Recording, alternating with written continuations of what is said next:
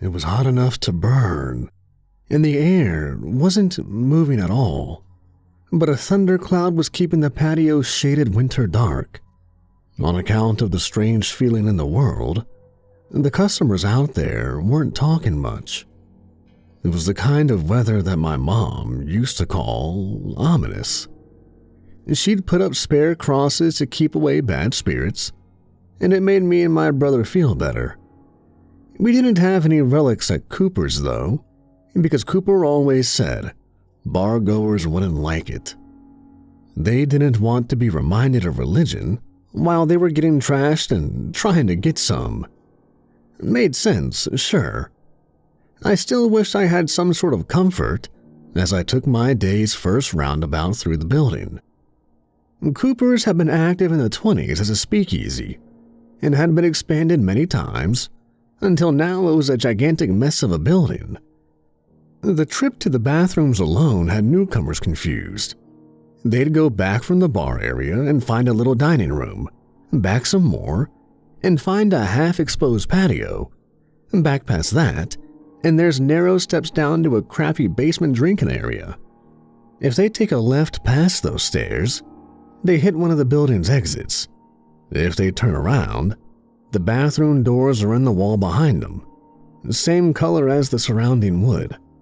They usually don't even know the doors are there unless someone else comes out.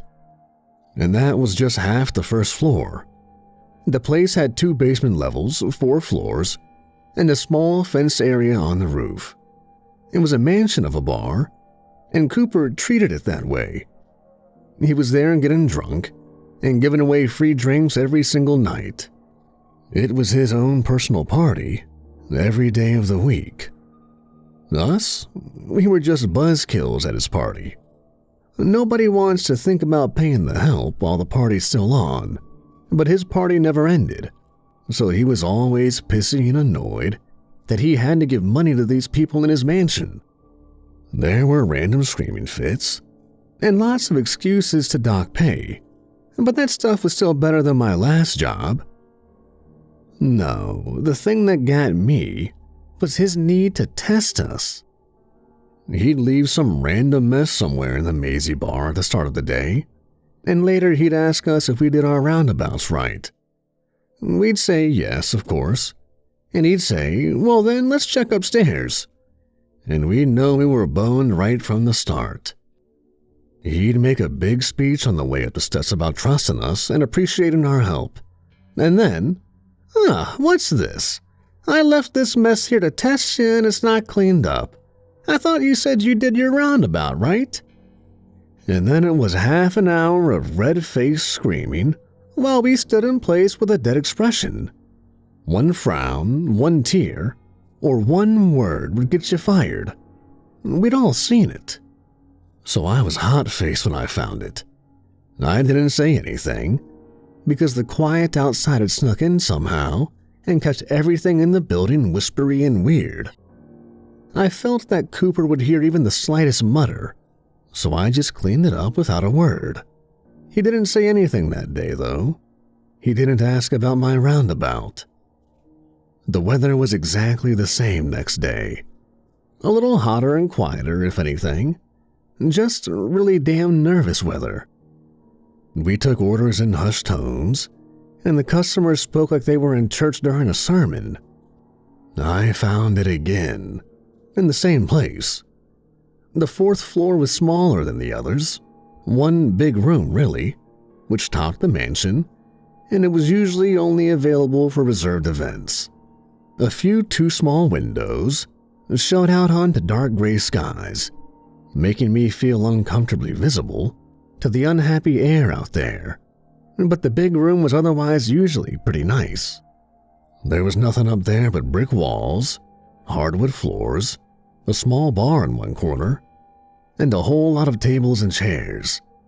The chairs were all upside down on the tables, like they were supposed to be, but somebody had built little houses out of the sugar packets in the middle of all of that. I didn't know how the hell he'd done it the first time, and I sure didn't have any idea the second.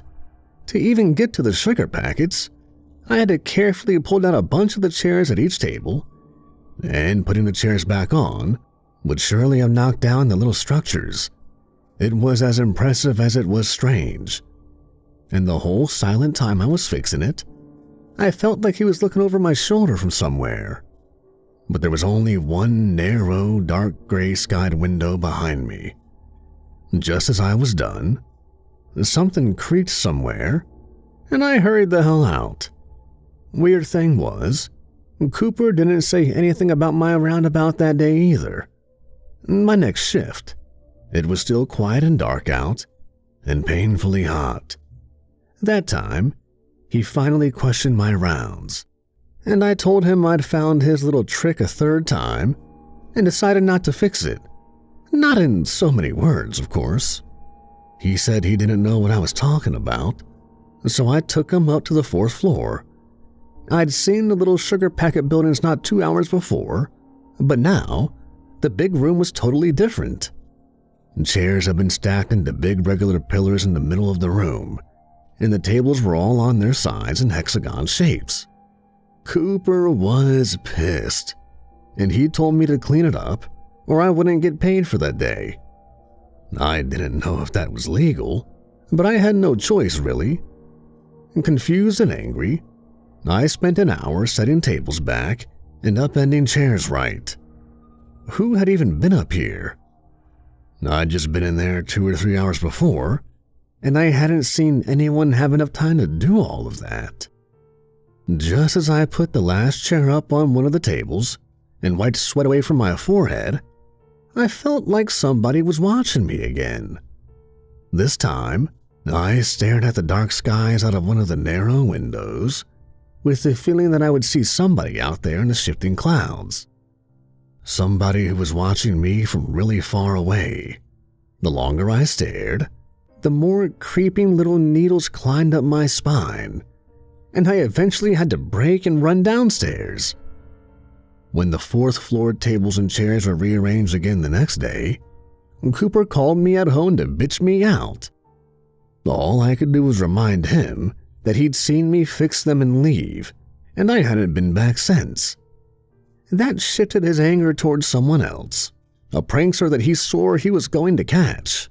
He only got angrier as it continued to happen every day for the next week. The patterns became more complex, and even the bottles from the corner bar up there started to get mixed in. At some point, we went up there in the morning to find a single stack of beer bottles from the floor to the ceiling, one bottle on top of another, and perfectly capped to bottom from hardwood to paint. I touched it, and they all fell and smashed everywhere. Cooper docked my pay double for each one. For once, I shouted back at him, and he got really red-faced and talked low. He said that sure, he'd give me that money if I sat outside that room with him the entire night to catch the prankster. Whatever, I agreed. I was invested too. I couldn't figure out how the hell they were doing it. It was the hottest night that month. It hadn't rained once in weeks, giving the air the consistency of sandpaper. I was mad, though, and I had a mission. I set 2 chairs in a tiny room near the base of the stairs to the 4th floor. The idea was that we'd wait for the creaking on the steps and then rush outside to catch the guy. It made sense. The steps were the only way up. So, after finishing up all my closing tasks at around 4 in the morning, I turned off all the lights like usual and headed out the back, but then slipped around through the dark and let myself and Cooper in through one of the many side doors. We crept up to the 2nd floor, down a couple of hallways, took a right, and then used the old service ladder to get up to the 3rd. Finally, we snuck into our little room near the base of the steps of the 4th and holed up. Cooper had brought a 6-pack of bottles, but he didn't share.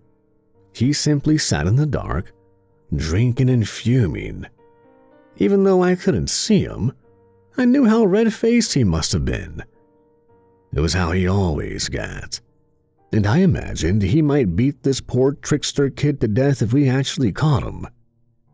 He was into his 2nd beer, when the night sounds of the Maisie Mansion bar began settling in. A creak echoed from somewhere far away, and we both stiffened in our seats a little. But no, it was nothing. The fan kicked on somewhere for a minute. What fan? What did it do? I never heard it before. It cycled off before I could really pinpoint it with my ears. Like we'd been hearing all month, thunder rumbled outside. The shift in pressure that came with it creaked and swayed the building in a way that I would never have felt during the day. It was only now that I could feel it, with no other sense or noise or sight to get in the way. The rolling thunder faded, and the floorboards squeaked. Cooper sat up tall in the dark, and I heard the slight clink of his beer being put down. Taking the hint, I stood with him, going slow to avoid making noise. We both waited through another deep roll of trembling thunder, ears straining for any hint that someone was outside in the third-floor hallway. I focused my hearing out there, going deeper and deeper into the silence. Every moment, the feeling that I was going to hear something horrible grew stronger, until an incredible ruckus erupted above us, and we heard wood slamming and tables sliding. It sounded like an explosion, or like a trained troop of soldiers had suddenly all taken action at once. Together, Cooper and I burst out of our hiding spot and ran up. He furiously kicked open the door. All of the tables, chairs, and beer and liquor bottles had been arranged in scattered geometric patterns. There was no motion in the room. It had all been done almost instantly. That wasn't the part that shocked us, though. It was the fact that we could see it. The narrow windows still showed out onto stormy gray skies. It was 5 a.m, and still pitch black out. But the windows were showing the same gray day storms I've been seeing all month long. That, and a light blue glow, the kind moss might give off in a cave, was just finishing fading as we scanned the room. As the blue glow faded, so did the light from the windows, and darkness fell over us. Cooper swore, more fearful than angry now, and we both hustled downstairs and ran out of the building. Once we were out in the parking lot, he swore a dozen more times and held a hand to his forehead while he tried to think of what to do. "Haunted," he said. "Shoulda known," he said again. He walked around, breathing hard and cussing and throwing out ideas. He could sell the place, but he thought he'd get sued if they found out he'd known about the haunting. He could try to get a priest or something, but he didn't want news to get out and scare customers away. Finally, he turned to me, and he said he had it.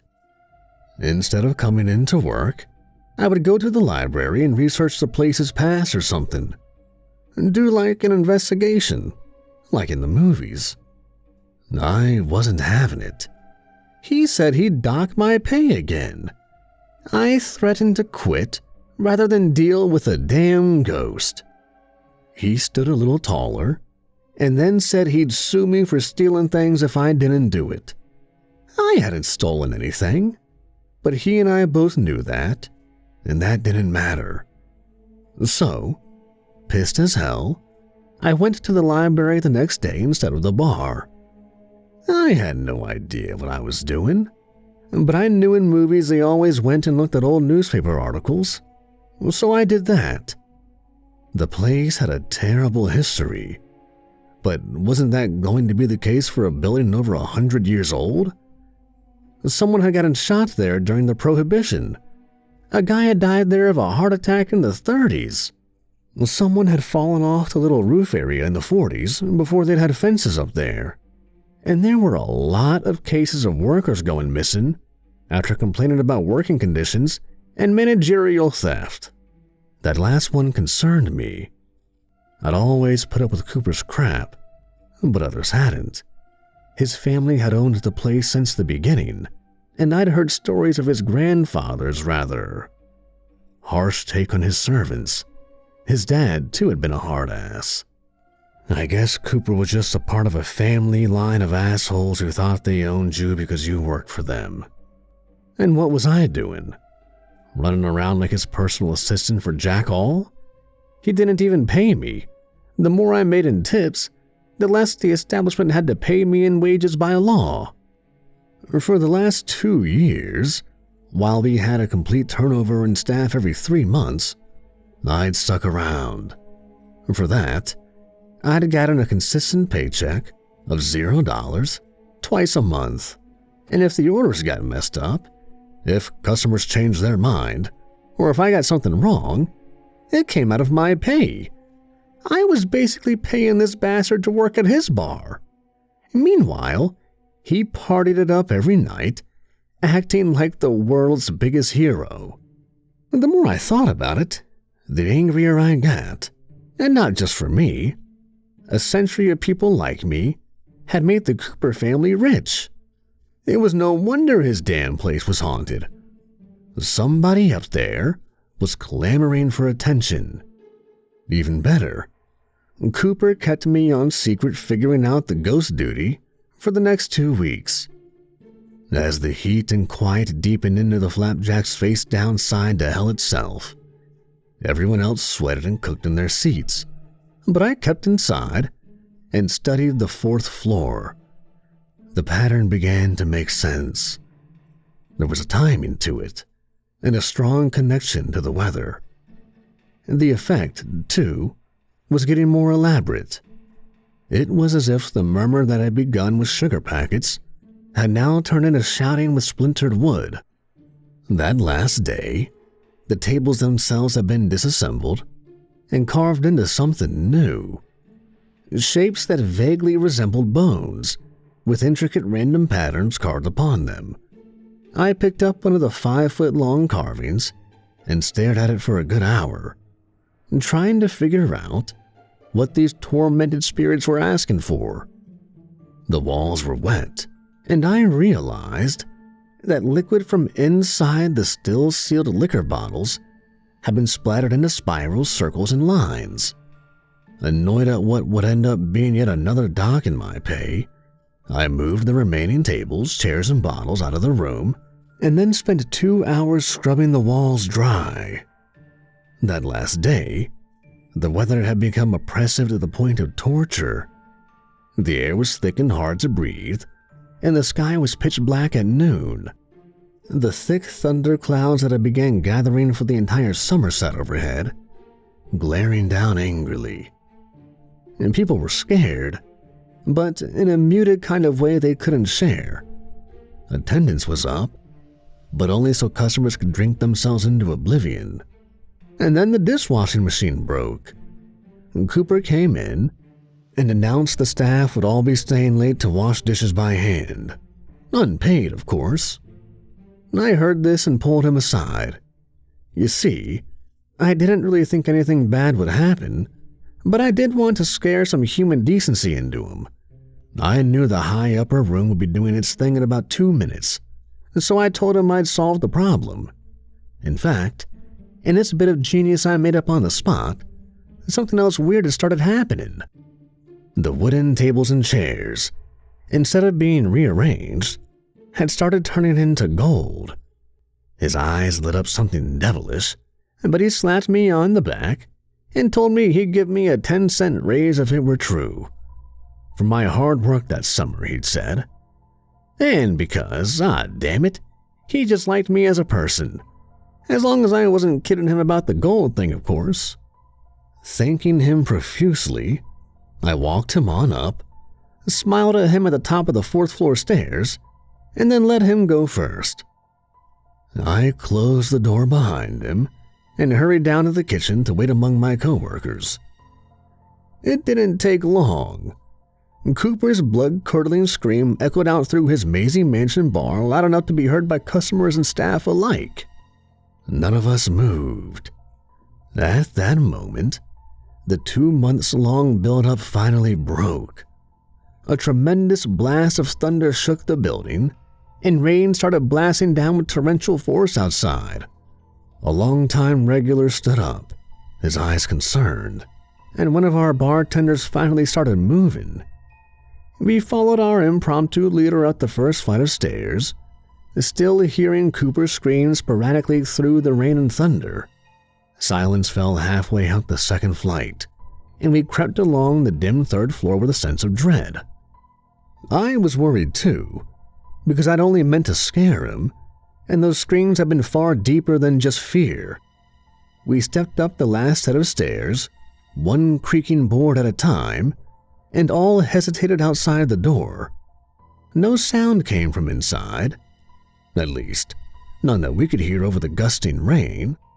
Thunder shook the building again, scaring us forward. Our bartender leader took the handle, turned it, and swung it open as we all stared into a room lit by gray skies that floated gloomily past narrow windows. There was no sign of the storm through that glass, and the usual eerie blue glow was already fading. But we got a good look. I should have expected it, really. I'd taken out all the carved wood and remaining chairs and tables. I'd even removed the bottles and liquor from the bar. The pattern was quite beautiful in a way. It was the most complex yet, and it spanned the room in a dazzling display of hanging, dripping, and stacked geometry. The carving shapes had become extremely intricate, and the splatters on the walls had taken on a new level of artistry. The materials were the only reason anyone started screaming. Since I'd removed everything else, the only thing left in the room to be rearranged by the phenomenon had been Cooper himself.